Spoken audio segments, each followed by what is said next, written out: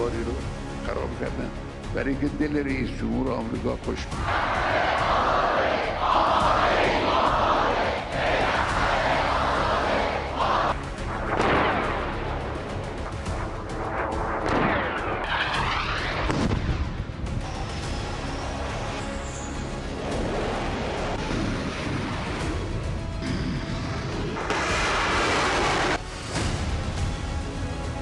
दिन दहाड़े हमले को तैयार ईरान, खामनेई का तख्ता पलट करेंगे ट्रंप।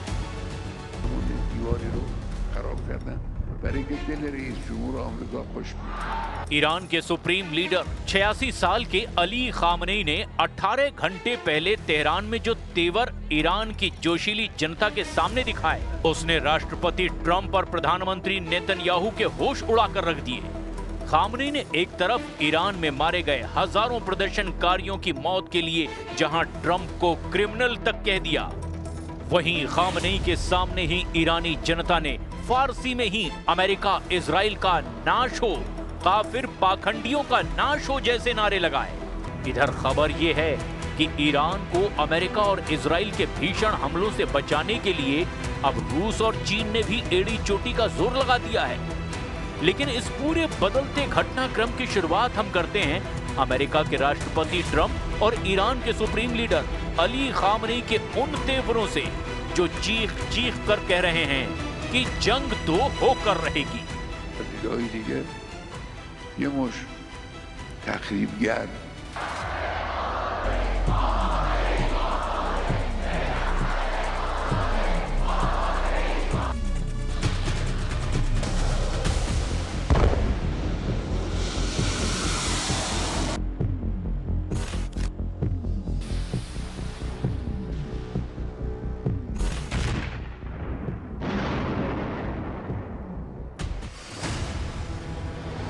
अमेरिका इजराइल का सर्वनाश, खामनेई ने खाई आखिरी कसम।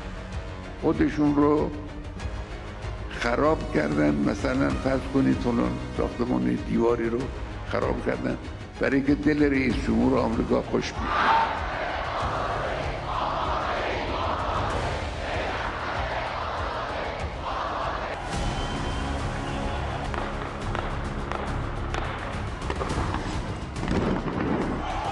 इसमें कोई शक नहीं कि 28 दिसंबर 2025 से ईरान में शुरू हुए हिंसक प्रदर्शनों ने खामनेई शासन पर बहुत बड़े सवाल खड़े कर दिए हैं। 44 साल से ईरानी सत्ता और शासन का केंद्र बने अली खामनेई को भी अंदाज नहीं था कि ईरान के सभी 31 प्रांतों में 200 से ज्यादा शहरों में खामनेई शासन के खिलाफ प्रदर्शन हो सकते हैं।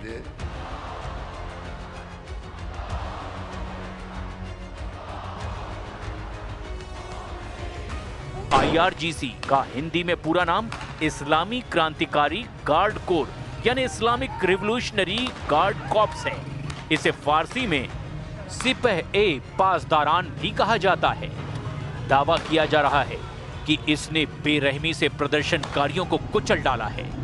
कुछ मीडिया रिपोर्ट्स का दावा है कि ईरान की IRGC के अधिकारियों ने माना है कि 5000 से ज्यादा प्रदर्शनकारी मारे गए हैं, जिसमें 50 के करीब तो सुरक्षा बल के हैं।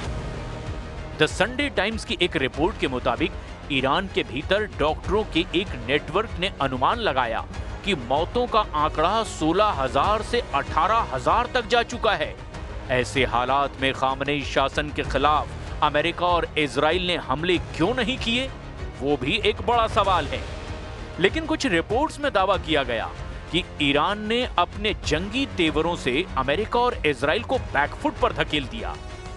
इजराइल इसीलिए भी ईरान पर हमला करने से डरा हुआ है क्योंकि जून 2025 में 12 दिन के युद्ध में ईरान ने 17 जून से लेकर 24 जून के बीच इजराइल पर इतना घातक पलटवार किया कि उन ईरान की कातिलाना मिसाइलों की काट अब इजराइल को अपने पास नहीं दिखाई दे रही।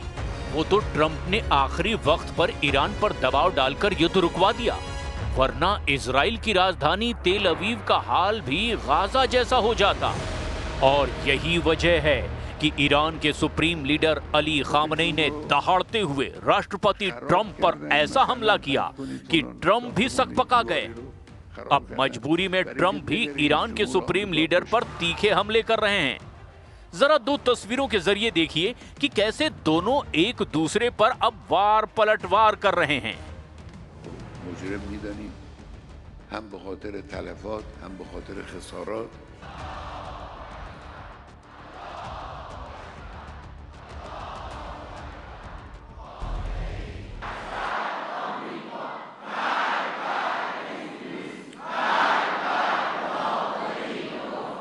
تو این فتنه همین عوامل نادان و ناآگاه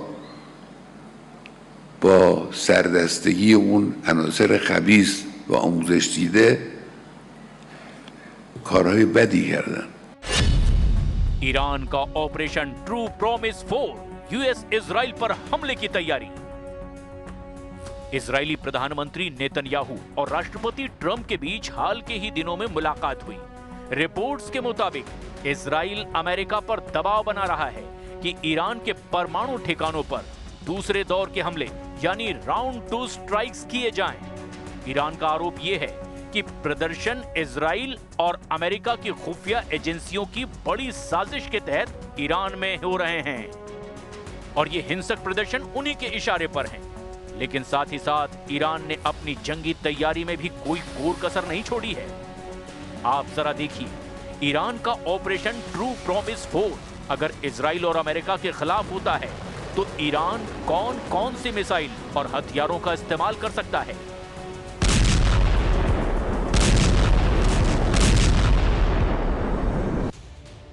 ईरान के पास मिसाइल और ड्रोन का जबरदस्त भंडार अभी भी मौजूद है।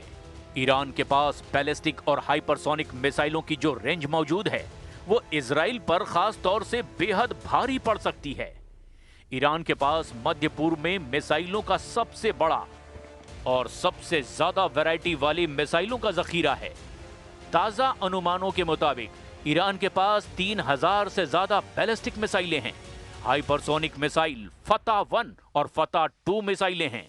ये ईरान के सबसे आधुनिक हथियार हैं। इनकी गति ध्वनि की गति से भी 13 से 15 गुना ज्यादा है, यानी मैक 13 से लेकर मैक 15 तक है, जिसे इजराइल का मौजूदा कोई भी एयर डिफेंस सिस्टम आसानी से नहीं रोक पाएगा। ईरान की इन मिसाइलों की रेंज लगभग 1400 से 1500 किलोमीटर है। जरा ईरान की लंबी दूरी की मिसाइलों के बारे में भी आप जान लीजिए। ईरान सेजिल मिसाइल 2000 से 2500 किलोमीटर तक मार कर सकती है और इजराइल के किसी भी कोने को अपना निशाना बना सकती है। यह सॉलिड फ्यूल आधारित है, जिसका मतलब यह है कि इसे बहुत कम समय में लॉन्च किया जा सकता है। खुर्रम शहर इसकी मारक क्षमता 2000 किलोमीटर है और ये 1500 किलोग्राम का भारी वॉरहेड ले जा सकती है। सटीक मार करने वाली मिसाइलें खैबर शेखन जिसकी रेंज 1450 किलोमीटर है और ये अपनी फुर्ती के लिए जानी जाती है, जो दुश्मन के रडार को भी चकमा दे सकती है। ईरान को ड्रोन सुपर पावर माना जाने लगा है। खास तौर से रूस यूक्रेन युद्ध में इसके ड्रोन्स ने शानदार प्रदर्शन किया है। शाहिद 136 इसे कामिकाज़े यानी कि आत्मघाती ड्रोन भी कहा जाता है। यह आकार में छोटा और सस्ता है, लेकिन 2000 से 2500 किलोमीटर की दूरी तक ये अपने टारगेट से टकराकर धमाका कर देता है। मोजर 10 ये ईरान का सबसे उन्नत ड्रोन है, जो 24 घंटे लगातार उड़ान भर सकता है और 300 किलोग्राम तक के बम या फिर मिसाइल ले जा सकता है। इसकी रेंज 2000 किलोमीटर है। शाहिद 107 ये एक नया टोही और हमलावर ड्रोन है, जिसे विशेष रूप से स्वार्म अटैक यानी कि दर्जनों ड्रोन का एक साथ हमला करने के लिए डिजाइन किया गया है। ईरान की क्रूज मिसाइलें पावे बेहद खतरनाक मानी जाती हैं, जो 1650 किलोमीटर तक मार कर सकती है और बहुत कम ऊंचाई पर उड़कर रडार से बच भी सकती है। ईरान का सुपर कैविटेटिंग टॉर्पीडो हूट पानी के नीचे 360 किलोमीटर प्रति घंटे की रफ्तार से चलता है, जो दुनिया के किसी भी युद्धपोत के लिए बहुत बड़ा खतरा है। ईरान ने अपना खुद का बवर 373 विकसित किया है और दावा है कि ये रूस के S-300 से भी बेहतर है। We are engaged in a full-scale war. Right now, the enemy has placed most of its hopes on knocking us down through economic pressure. You cannot conquer a nation with bombs, fighter jets, or missiles. To defeat us, they would have to come and face us on the ground.